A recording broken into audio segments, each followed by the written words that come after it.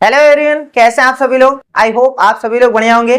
चलिए इस वीडियो की शुरुआत करते हैं। ये इंपॉर्टेंट क्वेश्चन की जो सीरीज चल रही है उसकी ये सेकंड क्लास है। इसके पहले वाली क्लास में हम लोगों ने 22 क्वेश्चन देखे थे। चलिए शुरुआत करते हैं इस वीडियो की। इसमें भी लगभग 20 से 25 क्वेश्चन देखने वाले हैं। चलिए क्वेश्चन नंबर 1 देखते हैं। बहुत ही अच्छा क्वेश्चन है। यहाँ पर जितने भी क्वेश्चन बताए जा रहे हैं सभी के सभी इंपॉर्टेंट है और हो सकता है डेटा अलग हो लेकिन टाइप इसी टाइप का पूछा जाएगा। ठीक है, तो चलिए देखते हैं। कह रहा है कि यदि शब्द स्पिरिचुअल में दूसरे और पांचवें अक्षर का स्थान आपस में बदल दिया जाता है, इसी प्रकार चौथे और छठे अक्षर का स्थान क्रमशः सातवें और नौवें अक्षर से बदल दिया जाता है, तो नए शब्द में अक्षरों की कितनी जोड़ियों के बीच उतने ही अक्षर हैं जितने की अंग्रेजी वर्णमाला श्रृंखला में है। हमारा जो शब्द है वो स्पिरिचुअल है। यहां नोट करते हैं पहले।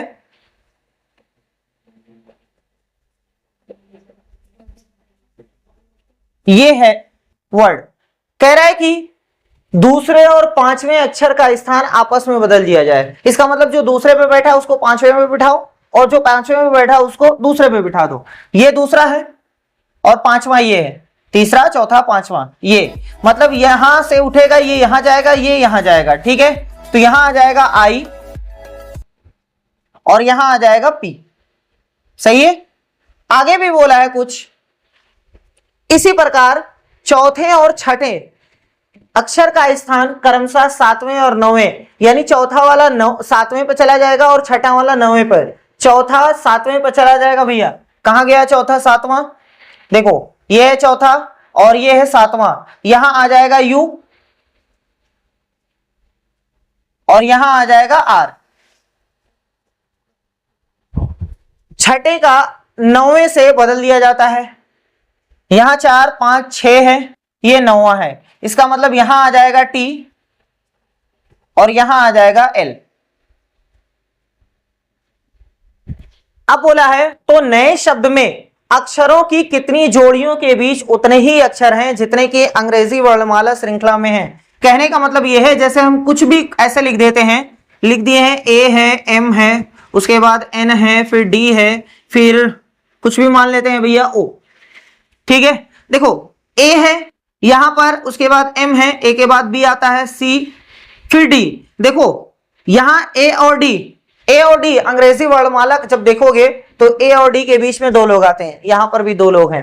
कौन कौन है इससे मतलब नहीं है, कितने लोग हैं इससे मतलब है। ठीक है, दो लोग हैं। इसका मतलब ये जोड़ी ऐसी बन रही है जिसके बीच में उतने ही अक्षर हैं जितने अंग्रेजी वर्णमाला में है। तो इसका मतलब ए और डी एक जोड़ी ये बन गई। और कोई ऐसा है? इसका सही तरीका यही है कि आप पढ़ लो, पूरा पढ़ लो। पहले ए के साथ सबको देख लो, फिर एम के साथ पढ़ लो ऐसे, फिर एन के साथ। ठीक है, हम पढ़ दे रहे हैं। देखो ए बी सी डी आ गया, ए डी, फिर ई होना चाहिए था, नहीं है, जाने दो। अब एम से, एम के बाद एन, हाँ कोई नहीं, इसका मतलब ये जोड़ी सही है। एम एन, एम के बाद एन ही आता है ना भैया, बीच में कोई नहीं होता है ना, तो इसका मतलब ये भी जोड़ी सही है। ओ पी नहीं है, एन, उसके बाद ओ नहीं है, पी नहीं है, डी ई नहीं है। इसका मतलब दो ही जोड़ी निकली। ऐसे आपको भी पढ़ना है, बहुत ही आसान है, बस खाली ए बी सी डी पढ़ना है। चलो पढ़ते हैं भैया। सबसे पहले एस से स्टार्ट करते हैं। एस, उसके बाद टी नहीं है, जहां मैच करेगा उसी को नोट करेंगे। S T U V W X Y Z कुछ भी नहीं है, हटाओ इसको। I J K L M N O P कुछ भी मैच नहीं किया, हटाओ। आई J K L, I L match कर गया है ना भैया, तो आई एल एक जोड़ी हो गई। अभी देखो इसके साथ किसी और का मैच हो रहा है कि नहीं? एल एम एन ओ नहीं मैच कर रहा है। यू से देखो, यू से, U V W X Y Z नहीं मैच कर रहा है, हटाओ भैया। पी क्यू आर, देखो पी और आर मैच कर गए, पी क्यू आर ये मैच कर गया। एस टी, ओहो फिर मैच कर गया, पी से टी भी मैच कर गया। चलो भैया अब L, L M N O नहीं मैच कर रहा है। R S T, R T भी मैच कर गया। ए के बाद बी नहीं है। इसका मतलब ये चार जोड़ी ऐसी है जिसके बीच में उतने ही लेटर हैं जितने ए टू जेड में हैं, ए बी सी डी वाले में। ठीक है, इसका मतलब ये चार जोड़ी हैं। तो कितनी जोड़ियां ऐसी बनी हैं? चार। कौन सा ऑप्शन सही होगा? बी वाला। हमेशा ऐसे ही करिएगा पढ़ करके, एबीसीडी सबको याद रहती है, उसके बाद पढ़ लो डायरेक्ट, सबको सबसे चेक करना है, ठीक। अब क्वेश्चन नंबर 2 और 3 देखते हैं। बहुत ही आसान क्वेश्चन है। देखो इसमें बोला है त्रिभुजों की संख्या क्या है, इसमें भी बोला है त्रिभुजों की संख्या क्या है। ये आसान है इसमें, लेकिन आपको काउंट करना पड़ेगा। देखो जब भी इस तरीके का क्वेश्चन होता है तो हम डायरेक्ट क्या करते हैं, यहाँ 1 2 3 4 5 6 ऐसे लिख लेते हैं। उसके बाद सबको आपस में जोड़ देते हैं, 1 और 2 3 हो गया, 3 में 3 मिलाएंगे 6, 6 4 10, 10 5 15, 15 6 21, काम खत्म, यही आंसर है, ठीक है। ऐसे भी हो सकता था ये क्वेश्चन, जैसे ये है क्वेश्चन, अगर पूछे कि त्रिभुजों की संख्या तो 1 2 3 सबको जोड़ दीजिए, यहां 3 3 6।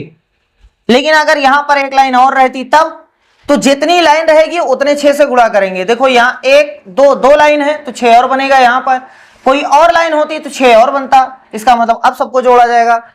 जब यहाँ 3 लाइन है तो 18, 2 लाइन होती तो 12, ठीक है। इस तरीके से करेंगे। अब इस क्वेश्चन को देखते हैं, ये भी बहुत आसान है, लेकिन डायरेक्ट फार्मूला नहीं लगेगा, इसको आपको गिनना पड़ेगा एक एक करके। गिनने का तरीका क्या है, ऐसे नहीं जहां से स्टार्ट कर दो, ऐसा नहीं करना है, एक एक त्रिभुज को गिनना है, ठीक है। पहले एक त्रिभुज से जितने त्रिभुज बनते हैं उनको गिन लो। जैसे देखो एक ये है, एक ये है, एक ये है, एक ये है, एक ये है, 5 त्रिभुज ऐसे हैं जो एक एक त्रिभुज यानी 3 भुजाओं से घिरे हुए एक आकृति है, वो है, ठीक। अब लेकिन कुछ ऐसे त्रिभुज हैं जो दो त्रिभुजों को मिलाने से बनते हैं। जैसे देखो ये 2 त्रिभुज मिले हैं तो एक त्रिभुज बना है, तो अब ऐसे लोगों को गिनना है जो 2 वाले से बनते हैं। जैसे देखो एक ये है, एक ये है, एक ये है, एक ये है, ठीक है। 4 त्रिभुज हैं। भैया जी ये नहीं है, देख लो ये नहीं है, अरे ये पता नहीं कौन सा शेप बन जा रहा है, देखो इस तरीके से ये कहां है, त्रिभुज बन रहा है, नहीं बन रहा है ना, तो 4 आ गए। अब जब 2 को मिलाकर के बना था तो 4 त्रिभुज। अब 3 को देखो, 3 को मिलाने से कितने त्रिभुज बनते हैं, 3 को मिलाने से 1 2 3, अरे भैया तो पता नहीं क्या बनेगा, 1 2 3 ये भी पता नहीं क्या बनेगा, 1 2 3 ये भी पता नहीं क्या बनेगा, सही है। लेकिन जैसे ही 1 2 3 इन तीनों को मिलाओगे तो ये एक त्रिभुज बनके तैयार है। ऐसे ही 1 2 3 इन तीनों को मिलाओगे तो ये भी एक बड़ा सा त्रिभुज बनके तैयार है, यानी 2 त्रिभुज यहां से आ गया, सही है। अब 3 वाला खत्म, 4 वाला कहीं नहीं बनेगा, देख लो 4 को मिलाओगे कहीं नहीं बनेगा। अब 5 को मिलाने से देख लो 5 तो है ही है, एक बड़ा सा बन रहा है, इसका मतलब ये आ गया 5 4 9 2 11 11 1 12, टोटल कितने त्रिभुज है 12। इस तरीके से गिनिएगा, ये नहीं कि चाहे जहां से स्टार्ट कर दो तो आप भूल सकते हैं, ठीक। अब क्वेश्चन नंबर 4 देखते हैं, लेटर सीरीज का क्वेश्चन है। कह रहा है कि अक्षरों का कौन सा समूह दी गई अक्षर श्रृंखला में रिक्त स्थानों पर क्रमिक रूप से रखे जाने पर इसे पूरा करेंगे। देखो जब भी इस टाइप का क्वेश्चन आता है तो सबसे पहले इसको पूरे को गिन लिया करो, एक इसको भी गिनना है, जो खाली उसको भी गिनना है। 1 2 3 4 5 6 7 8 9 10 11 12 13 14 15 16 17 18, 18 लोग हैं, सही है। 18 देखो कितना कितना हो सकता है, पॉसिबल चांस ये है कि 12 हो सकता है, 16 हो सकता है, 18 हो सकता है, कुछ भी हो सकता है, लेकिन जो पॉसिबल चांस है वो हम बता दे रहे हैं। 12 है तो 3 या 4 का पेयर बनाया करिए, 16 है तो 4 का पेयर बनाया करिए, 18 है तो 3 या 6 का पेयर बनाया करिए, ठीक है भैया। देखो यहां हमारे पास टोटल 18 लोग हैं, 18 में या तो 3 का पेयर बनाओ या तो 6 का पेयर बनाओ। अगर हम 3 का पेयर बनाते हैं, यहां 3 हो गए, यहां भी 3 हो गए, यहां भी 3 हो गए, लेकिन कुछ पैटर्न नहीं समझ में आ रहा। देख लो यहां ए है, यहां खाली कुछ भी रहेगा डी है, यहां बीच में ए आ गया, यहां तो ए है ही नहीं, है ना, पैटर्न नहीं समझ में आ रहा। तो ऐसा करते हैं 6 का करते हैं, देखो कुछ पैटर्न समझ में आता है। 1 2 3 4 5 6, 1 2 3 4 5 6, 1 2 3 4 5 6। हाँ यहां से पैटर्न समझ में आ रहा है कि देखो शुरुआत में ए है ना, लास्ट में एन है, कंफर्म हो गया। अब यहां से जब समझ में आ गया शुरुआत में ए है तो यहां पर भी ए रहा होगा, क्लियर है। यहां लास्ट में एन है तो यहां पर भी एन रहा होगा, तभी तो सब मैच करेगा। दूसरे नंबर पे देखो एन है, दूसरे नंबर पे एन है, तो यहां पर भी n रहा होगा और यहां पर भी n रहा होगा। ये हटा दे रहे हैं, नहीं तो कोई कहेगा ये भी भरा गया है। नहीं भैया, अब चौथे नंबर पे देखो m है, तो यहां चौथे नंबर पे m रहेगा, यहां चौथे पे m है, यहां तीसरे पे गायब है, यहां d है भैया, यहां कौन है, पांचवें पे गायब है a। अब हमने क्या क्या भरा वो देखो, पहले n भरा है, फिर m भरा है, n m कहां है, इसमें नहीं है, काट दो इसको। n m के बाद क्या भरा है, a, n m a सब में है। अच्छा आगे बढ़ जाओ, चलो इसको नोट करके या तो डायरेक्ट कर दो। n आपने भरा है, फिर m भरा है, फिर a, फिर d, फिर n, फिर n, उसके बाद a। ये चीज आपने भरा है, n m a d n n a, कहां है, ये पहला वाला सही है, n m a d, नहीं ये नहीं सही है भैया, डबल n चाहिए, तो ये वाला सही है, option B is the right answer. इस तरीके से करेंगे, पहले उसको काउंट करेंगे, उसके बाद अगर 15 लोग आते हैं तो 3 और 5 का पेयर बनाएंगे। पहले 3 बनाकर चेक कर लेंगे, हो सकता है बने या ना बने, अगर 3 से नहीं बन रहा है तो डेफिनेटली 5 से बन जाएगा, 15 है, ठीक है। 16 है तो 4 का बना दो, 18 तो 3 या 6 का बना दो। इस तरीके से हम करेंगे। अब क्वेश्चन नंबर 5 और 6 देखते हैं। ये है एक फिगर है, 2 3 4 5, इन पांचों फिगर में जो सबसे अलग है उसको छांटना है। और ये तो मिरर का क्वेश्चन है, अगर इसके सामने दर्पण रख दिया जाए तो ये वाला फिगर किसके मतलब किस रूप में बनेगा वो आपको बताना है, ठीक है। तो चलो देखते हैं, पहला, दूसरा, तीसरा, चौथा, पांचवें में कौन सबसे अलग दिखाई दे रहा है, ठीक है। तो लगाओ भैया दिमाग, देखते हैं कहां तक लगता है। बहुत ही आसान क्वेश्चन है, लेकिन जब तक नहीं पता रहता है तब तक बहुत ही टफ लगता है। देखो इसमें पांचों फिगर में इसको छोड़ करके कोई भी ऐसा फिगर नहीं है जिसके दो सम्मुख वाले हैं, जिनका एक दूसरे का ओपन जो माउथ है वो सामने है। किसी में भी देख लो, इसमें क्या एक दूसरे के सामने है, इसमें नहीं सामने है। सिर्फ ये इकलौता ऐसा है जिसमें दोनों के अपोजिट वाले एक दूसरे के ओपन माउथ के सामने हैं, यानी खुला मुंह देखो सामने, आमने सामने है, और बाकी किसी में नहीं है, ठीक है। तो इसलिए ये सबसे विषम है पहला वाला विषम है, बस खाली इसको यहीं पर टिक न लगाइएगा, ये नहीं है, ऑप्शन यहां है। पहले वाले में दिया है चौथा वाला, बी में दिया है दूसरा वाला, सी में तीसरा। ऐसा ना करिएगा कि यहां सही लगाएं उसके बाद जब यहां करने लगे तो गलत हो जाए, ठीक है। तो ऑप्शन कौन सा सही होगा, जिसमें पहला लिखा होगा, ये option D is the right answer, ठीक। अब इसका मिरर, ये तो सब तो बहुत आसान है भैया। इसमें क्या है, अगर दर्पण लगाओगे तो जो सबसे दूर रहता है वो दूर दिखाई दे जाता है, और जो सबसे पास रहता है वो पास दिखाई देता है, बस खाली उल्टा दिखाई देता है। देखो ये चीज, ये जो फिगर है वो ऐसे ही दिखाई देगा, इसमें और इसमें पलट गया है, मतलब ये और ये नहीं सही होगा, ये इन दोनों में से कोई एक सही हो सकता है। इसमें तीर नीचे की तरफ है, ये ऊपर की तरफ कैसे जा रही है, ये भी गलत है, इसका मतलब ये सही है, देख लीजिएगा वही सही आएगा, ठीक है, मिला उला लीजिएगा। चौथा वाला सही है, इसमें मिलाओ, किसमें, इसमें देखो है, यानी option A is the right answer. अब क्वेश्चन नंबर 7 और 8 देखते हैं। कह रहा है कि एक टोकरी में सेबों की संख्या हर मिनट दोगुनी हो जाती है, यदि तो टोकरी 1 घंटे में सेबों से भर जाती है तो टोकरी कब आधी भरी थी। हर मिनट डबल हो जा रहा है, मतलब पहले मिनट में अगर 5 है तो उसका डबल 10 हो जाएगा, फिर उसके बाद 20 हो जाएगा, फिर 40 हो जाएगा, ऐसे हर मिनट डबल हो रही, 40, 80, 160 ऐसे हो रहा है। अगर ये सीधा सोचा जाए तो डबल हो रहा है, और उल्टा सोचा जाए, उधर से सोचा जाए, अगर पूरी भर गई है तो भरने के बाद, जैसे मान लो कि ये कोई चीज भर गया, 1 मिनट पहले आधा रहा होगा, फिर उसका आधा हो जाएगा, फिर उसका आधा हो जाएगा, फिर उसका आधा हो जाएगा, फिर उसका आधा हो जाएगा। इसका मतलब हर मिनट जैसे जैसे कम हो रहा है तो वैसे वैसे आधा हो रहा है। तो कह रहा है टोकरी कब आधी भरी थी, भैया जी वो कह रहा है 1 घंटे में भर जाती है, यानी 60 मिनट में भर जाती है। तो जैसे ही हम 1 मिनट पीछे आएंगे तो टोकरी आधी खाली तो आधी भरी, वही तो पूछा है कब आधी भरी थी, यानी 59 मिनट पर टोकरी आधी भरी थी, ठीक है। उल्टा सोच के कर लो, इधर से सोचोगे बहुत लेंदी है, बहुत ही लेंदी है, ठीक है। तो इसका मतलब कौन सा आंसर सही है, 59 मिनट में टोकरी आधी भरी थी। अरे तभी तो उसका 1 मिनट में डबल हो गई, आधी का डबल हो गई, पूरी हो गई। सरल करें, 108 भागे 36, फिर इतना इतना लिखा हुआ है, 108 है, भाग है इसका मतलब बटे, फिर गुणे है 1/4, फिर प्लस है 2/5, यहां से 3 चौक 12, 1 13, 13/4 लिखा हुआ है। कुछ कट रहा है तो काट दो भैया। 36 तिया 108, 3 एकम 3, नीचे आ गया 4, यहां से 2 एकम 2, 2 दूनी 4, सही है। ऊपर 13, नीचे 10। अब तो एलसीएम लेना ही पड़ेगा, 4 और 10 का 20 होता है।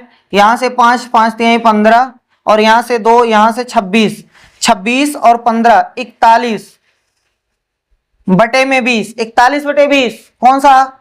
अरे भैया तो है ही नहीं, तो सही में बदल लो। 20 से 20 का पहाड़ा 41 में कितनी बार पढ़ोगे? 20 दूनी 40, एक हासिल आया तो हासिल को ऊपर लिखते हैं, जितना नीचे था उतना नीचे पटक देते हैं, यानी 2 सही 1/20। कहां भैया? 2 सही 1/20, ऑप्शन बी। अब क्वेश्चन नंबर 8 देखते हैं। बहुत ही आसान क्वेश्चन होता है, इस पे 2 टाइप के प्रश्न बनते हैं। एक ये कहता है कि जो संख्या है वो क्या चीज दर्शा रही है, और एक ये बोलता है कि भैया इसको किससे दर्शाया जाएगा। ठीक है, तो ये पहले संख्या के बारे में बोला है, उसको देख लो, उसके बाद किसको दर्शाया जा रहा है वो। ठीक है, देखो एक सर्कल है, एक ट्रायंगल है और एक वर्ग है, ये तीनों चीजें हैं। ये वर्ग हमें बताता है कि प्रशिक्षित नर्स हैं, यानी उसके अंदर जो भी संख्या लिखी है वो प्रशिक्षित नर्स है। अगर इसके अंदर लिखा है तो विवाहित जनसंख्या है, और अगर इसके अंदर लिखा है तो अस्पताल में नर्स है। ठीक, कह रहे संख्या 7 से क्या दर्शाया जाता है, तो 7 देखो है कहां? 7 यहां है, यहां। 7 किसके किसके अंदर है वो देखो। 7 अगर देखा जाए तो वृत्त के भी अंदर है और त्रिभुज के अंदर है। इसके अंदर नहीं है, वर्ग के अंदर नहीं है, 2 के अंदर है। एक तो वृत्त के अंदर है, दूसरा त्रिभुज के अंदर है। अब कोई कहेगा नहीं पहले त्रिभुज है बाद में वृत्त, अरे भैया कुछ भी है, दोनों के अंदर है। तो दोनों का रिलेशन देखो यहां पर, एक त्रिभुज और एक वृत्त। ये कह रहा है विवाहित जनसंख्या है, यानी 7 का विवाह हो चुका है। ठीक, अस्पताल में नर्स है, उसके बाद विवाह हो चुका है और अस्पताल में नर्स है, यही ऑप्शन सही है। विवाहित प्रशिक्षित नर्स नहीं, ये नहीं। अविवाहित गलत, विवाह हो चुका है वो बता रहा ना, अस्पताल में विवाहित नर्स है, हाँ ये वाला सही है, option C is the right answer. अब क्वेश्चन नंबर 9 कह रहा है दिए गए चित्र में यदि त्रिभुज स्वस्थ लोगों को दर्शाता है, ये जो त्रिभुज है ना ये हमें बताता है कि स्वस्थ लोग हैं, मतलब इसके अंदर जो भी रहेगा वो स्वस्थ माना जाएगा। आयत वृद्ध व्यक्तियों को दर्शाता है, ये वृद्ध व्यक्तियों को दर्शा रहा है भैया, ठीक है अच्छी बात है। वृद्ध पुरुषों को दर्शाता है, ये जो है वो हमें बताता है कि ये इसके अंदर जो भी रहेगा वो पुरुष है। तो कह रहा है तो उन पुरुषों की संख्या क्या है, उन पुरुषों की संख्या क्या है जो स्वस्थ हैं। सबसे पहले पुरुषों की बोला है, इसका मतलब ये है कि वो वृत्त के अंदर आना चाहिए। अब वृत्त के अंदर जो नहीं है वो आपका आंसर नहीं हो सकता है, मतलब ये 6 नहीं हो सकता है और 8 नहीं हो सकता है। अब 3 5 है, 3 5 करिए आंसर लीजिए। ठीक है, कह रहा है पुरुषों की संख्या क्या है जो स्वस्थ हैं लेकिन वृद्ध नहीं है। वृद्ध किसमें, यानी आयत के अंदर नहीं आना चाहिए, आयत के अंदर नहीं आना चाहिए। तो देखो ये 5 जो है ये आयत के अंदर है, वृद्ध है ना, देखो कह रहा है कि वृद्ध नहीं होना चाहिए, तो 5 आयत के अंदर है, इसका मतलब ये 5 वृद्ध है, हटाओ इसको, तो ये हमारा 3 ऑप्शन सही हो गया। अब क्वेश्चन नंबर 10 देखते हैं। ये कथन और धारणा का क्वेश्चन है। देखो कथन और धारणा का क्वेश्चन होता है और कथन और निष्कर्ष का क्वेश्चन होता है। कथन और धारणा वाले में कथन को आपको पढ़ना होता है, उसके बाद उसके बारे में सोचना होता है। जो धारणाएं होती हैं क्या वो सही हो सकती हैं क्या नहीं सही हो सकती है, ये आपको बताना होता है।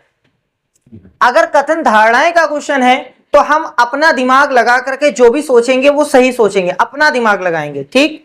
लेकिन अगर यही कथन और निष्कर्ष का क्वेश्चन रहेगा तो कथन जो कहेगा वो हम सत्य मानेंगे, 100% सत्य मानेंगे, ठीक। वो चाहे कुछ भी कहे, सभी गधे कुत्ते हैं, कुछ भी कहे, हम अपना दिमाग थोड़ा सा भी नहीं लगाएंगे, बस उसको देखेंगे उसके बाद आंसर चूज करेंगे, ठीक है। लेकिन जहां धारणाएं वाला रहता है वहां हम अपना दिमाग यूज करेंगे कि हाँ ये सही हो सकता है, ये गलत हो सकता है। चलो देखते हैं इस क्वेश्चन को। ये कथन और धारणाएं का क्वेश्चन है। कथन कह रहा है कि 27 साल के कारावास ने मिहिर कलाल को राष्ट्रपति बना दिया। एक मिहिर कलाल नाम का जो व्यक्ति है उसको 27 साल के कारावास ने राष्ट्रपति बना दिया, ठीक। धारणाएं निकल रही हैं कि पहली धारणा यह है कि जो 27 साल तक कारावास में रहेगा वो राष्ट्रपति बनेगा। क्या ये सही है? दिमाग से सोचना है, ये नहीं कि वो कह रहा है तो मान लेना, नहीं, पूर्ण धारणाएं में आपको सोचना पड़ेगा, ठीक। चलो देखो, जो 27 साल तक कारावास में रहेगा वो राष्ट्रपति बनेगा? नहीं, ऐसा तो हो नहीं सकता है। अगर हम कह दें कि मोदी जी चाय बेचकर प्रधानमंत्री बन गए, तो क्या हर चाय बेचने वाला प्रधानमंत्री बन जाएगा? तो ये गलत है ना, ऐसा नहीं हो सकता है। इसका मतलब पहली वाली जो धारणा है वो गलत है। दूसरी वाली, राष्ट्रपति बनने के लिए कारावास एक योग्यता है। अच्छा भैया, तब तो प्रधानमंत्री बनने के लिए आपको डिग्री होनी चाहिए चाय बेचने की, ऐसा होना चाहिए? नहीं, ऐसा कुछ नहीं है। राष्ट्रपति बनने के लिए कारावास एक योग्यता नहीं है, ये भी गलत है। इसका मतलब पहली और दूसरी दोनों गलत है, दोनों अंतर्निहित नहीं है। पहला वाला ऑप्शन कह रहा है कि केवल धारणा सेकंड अंतर्निहित है, नहीं भैया गलत है। केवल धारणा फर्स्ट अंतर्निहित है, ये भी गलत है।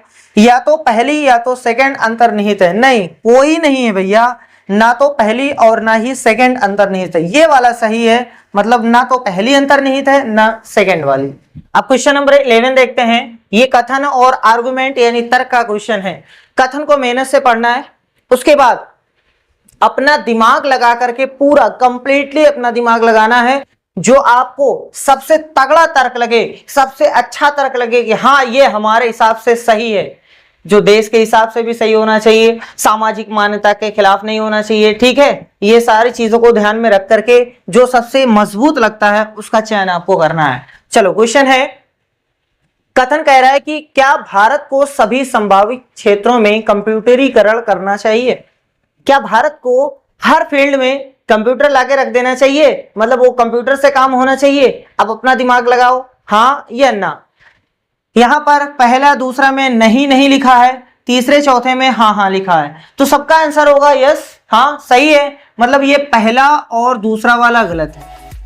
अब उसके बाद सबसे पहले इसमें देख लो कि जिसमें पहला और दूसरा आ रहा है उसको काटो। ये सबसे पहला काम करो।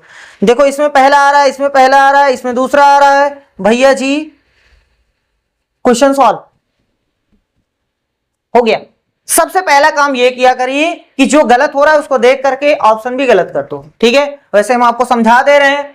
देखो पहला ये वाला ये कह रहा है कि नहीं, ये उन विशाल मानव संसाधनों के साथ अन्याय होगा जिनका वर्तमान में कम उपयोग हो रहा है। भैया पहली बात तो नहीं होना ही नहीं चाहिए, हर जगह कंप्यूटर होना चाहिए, हर जगह कंप्यूटर से काम होना चाहिए। अरे भैया तभी तो टाइम बचेगा, और जो काम होएगा वो तो मेहनत से नहीं, आराम से एक क्लिक पे काम हो जाएगा, और भी 100% सिक्योरिटी के साथ, कोई मिस्टेक होने का चांस नहीं रहेगा। मतलब ये दोनों तो गलत है। तीसरा वाला, हाँ जब उन्नत देश हर क्षेत्र में कंप्यूटर पेश कर रहे हैं तो भारत कैसे पीछे रह सकता है?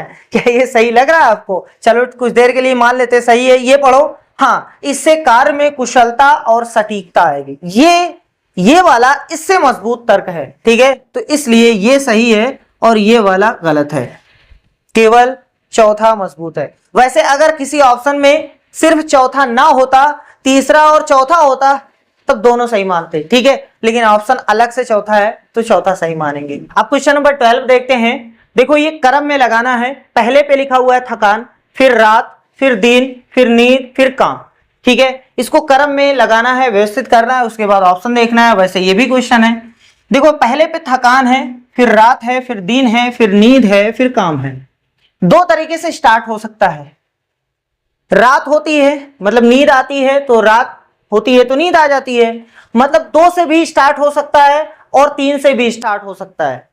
रात से स्टार्ट करो या दिन से, लेकिन यहां रात से कहीं स्टार्ट नहीं, पहले 2 नहीं है, इसका मतलब इससे स्टार्ट नहीं होगा। तो सबसे पहले क्या होता है? दिन, यानी सबसे पहले रहेगा 3 दिन होता है, तो हम लोग काम करते हैं, यानी 3 के बाद 5, 3 5 3 5, इसमें नहीं है, काट दो इसको, ठीक। 3 ये है, फिर उसके बाद क्या आते भैया? थकान हो जाती है, यानी पहले वाले पे चले जाओ, 3 5 1, इसमें नहीं है, काट दो। 3 5 1, उसके बाद रात होती है, फिर नींद आ जाती है, यानी कि नींद होती तो रात हो जाती है, नहीं, आपको जब नींद होगी तो रात हो जाएगी, ऐसा नहीं होता है, रात होगी तो नींद आती है ना। तो चलो भैया पहले रात यानी 2, उसके बाद नींद 4, तो 35 1 24 किसमें सही है? 35 1 24 इसमें सही है, बी वाला सही है, ठीक। अब इसमें देखते हैं जन्म मृत्यु। क्या पहले जन्म होता है फिर उसके बाद मृत्यु हो जाती, बीच में कोई काम नहीं है? नहीं, पहले जन्म होता है, यानी पहले 1 रहेगा। 1 कहां है भैया? इसमें नहीं है, इसमें नहीं है 1।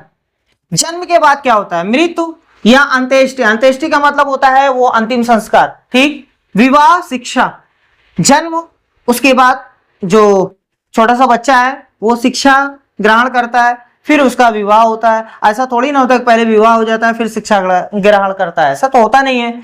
एक के बाद 5 आना चाहिए, ये वाला सही, काम खत्म। ये भी गलत है, एक के बाद 3 लिखा हुआ है, सही है। पहले ये रहेगा जन्म, फिर शिक्षा, फिर विवाह, फिर मृत्यु, लास्ट में अंत्येष्टि यानी अंतिम संस्कार हो जाता है। अब क्वेश्चन नंबर 14, 15, 16 देखते हैं। कह रहा है कि ये बुद्धि, चिंता, शक्ति, इसको प्रदर्शित करने वाला जो वेन डायग्राम है वो कौन सा है, ये वाला कि ये वाला कि ये वाला कि ये वाला। देखो ये बुद्धि है, ये चिंता है, ये शक्ति है, ये तीनों अलग अलग है।